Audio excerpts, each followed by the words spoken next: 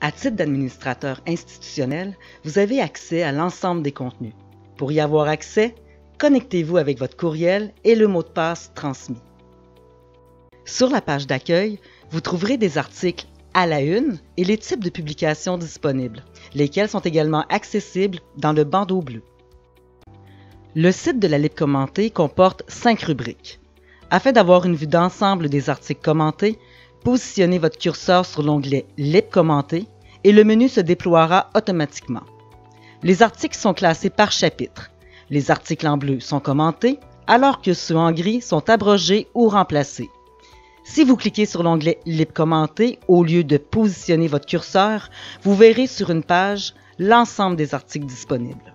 En cliquant sur un article, vous aurez accès à l'ensemble de son contenu ainsi qu'à 4 types d'informations complémentaires liées à celui-ci. Ainsi, l'onglet Analyse et commentaires vous permet d'accéder aux annotations de l'article. Lorsque les annotations sont volumineuses, l'onglet est subdivisé par sujet. Pour lire le contenu, il vous suffit alors de cliquer sur le titre du sujet afin qu'il se déploie. L'onglet Jurisprudence donne accès aux décisions importantes liées à l'article. L'onglet Informations complémentaires indique les différentes lois, les règlements ou autres documents pertinents liés à l'article. Dans la majorité des cas, un hyperlien sera disponible pour avoir accès à ces contenus. Il est également possible de télécharger le PDF de l'article comportant l'information comprise dans ces 3 onglets. Et seuls les administrateurs institutionnels ont cette possibilité. Quant à l'onglet Notes et documents, il permet d'ajouter des commentaires ou des documents afin d'alimenter le site Web. Il suffit de cliquer sur « Ajouter une note ». Lorsque des documents sont déposés, 2 options de consultation s'offrent aux administrateurs institutionnels. Vous pouvez décider que le contenu soit accessible seulement par les membres de votre organisation ou encore décider que le contenu soit accessible par tous les utilisateurs de la plateforme.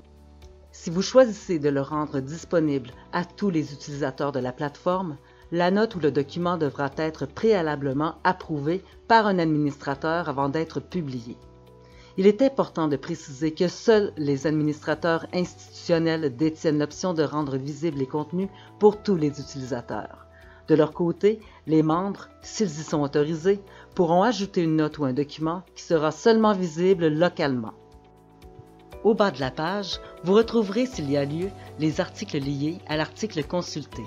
Dans un rectangle gris, au-dessus de chaque article lié, il y a les principaux sujets traités par cet article.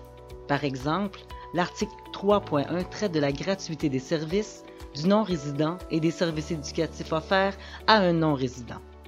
L'onglet LIP permet d'accéder directement au site gouvernemental de la Loi sur l'instruction publique des publications du Québec. Lorsque vous cliquez sur l'onglet Publications, vous trouverez 3 sections, les avis juridiques, les infos fédées de la Direction des affaires juridiques et des outils. Chaque section comporte une description de ce qu'elle contient. Sur la page d'accueil, vous avez la possibilité d'utiliser l'outil Recherche.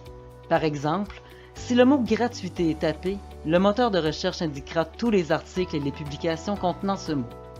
Cliquez sur le titre ou le bouton d'appel à l'action gris ou bleu pour accéder au contenu. Vous avez également la possibilité d'ajouter un filtre à votre recherche afin d'avoir tous les résultats liés aux publications ou aux articles.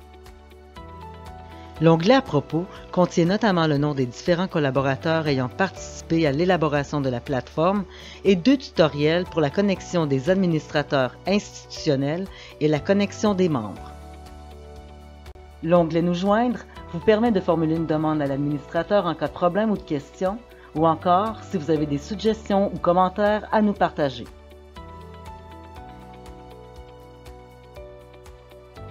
Pour modifier les informations de votre profil, vous devez cliquer sur l'onglet « Mon compte » qui se trouve en haut à droite de l'écran. Une fois modifié, cliquez sur « Enregistrer les modifications » pour les sauvegarder. Pour modifier votre mot de passe, cliquez sur l'onglet « Sécurité ». Pour sauvegarder le nouveau mot de passe que vous avez inscrit, cliquez sur « Modifier le mot de passe ». Si vous souhaitez obtenir de l'assistance, remplissez le formulaire via l'onglet « Nous joindre ». L'onglet « Mes membres » vous permet d'ajouter des membres de votre organisation. Pour ce faire, cliquez sur « Ajouter un membre » et remplissez l'information requise. Dans la case « Organisation », vous devez obligatoirement indiquer le nom de votre centre de service scolaire.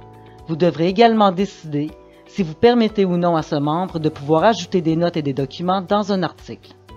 Une fois terminé, cliquez sur « Ajouter un membre » afin de sauvegarder le profil. Un courriel sera automatiquement transmis à ce membre afin de l'informer de son mot de passe pour se connecter.